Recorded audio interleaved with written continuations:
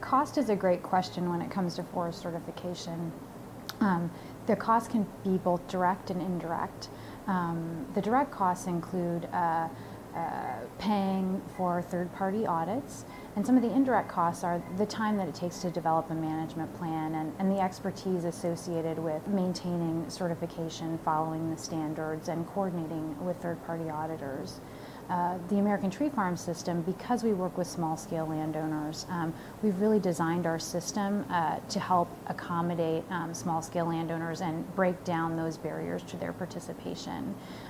So in this case, we've designed our certificates so that landowners enjoy economies of scale, low cost or free certification through our program.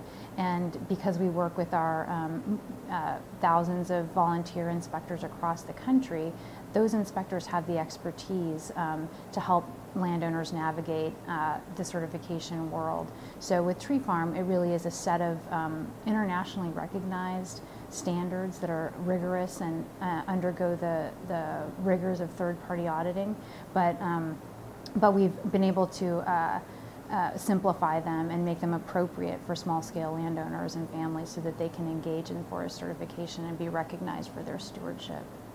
Specifically related to costs, I mean, certainly FSC certification is not for everyone, and certainly FSC certification outside the group certification context is very expensive for an individual landowner. So for your typical family forest owner under 2,400 acres, it often does not make sense for you to be certified individually. But in joining a group certificate, as I mentioned, spreading those costs out across a wide range of landowners in that certificate, or in some cases there are many group certificates like we have in the state of Wisconsin, where the Department of Natural Resources of Wisconsin is essentially subsidizing the entire costs associated with joining a group certificate. So we have, I believe it's now 33,000 families enrolled in a single group certificate that are paying almost nothing for that FSC certification. And in fact, they even have a consulting forester employed by the state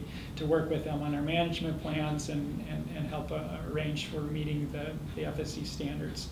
So some of those costs can come down considerably. In other cases, we have manufacturers in many states that are willing to subsidize some of those group certification costs and also be able to guarantee access to markets. There's a lot to be gained by participation in the SFI program through certification. SFI program participants support responsible forest management, water quality, logger training, research, wildlife habitat, many other things that are contained within the SFI standard requirements. SFI program participants get to claim ownership in those benefits through their certification and their right to label their products as SFI certified. It also means that there's a verification system that takes place to maintain the integrity of the system. And this translates to third-party auditing. So the costs of all this involve audits each year by SFI accredited auditors, which can vary depending on so many factors. It also means that the SFI program participant must invest in maintaining their own system so that there are internal commitments that must be built in. Membership to state SFI implementation committees is also a requirement, but it's also a benefit to SFI program participants.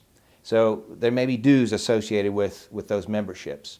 And also each SFI program participant is required to submit a licensing fee with SFI, and that's based on acres owned and net sales.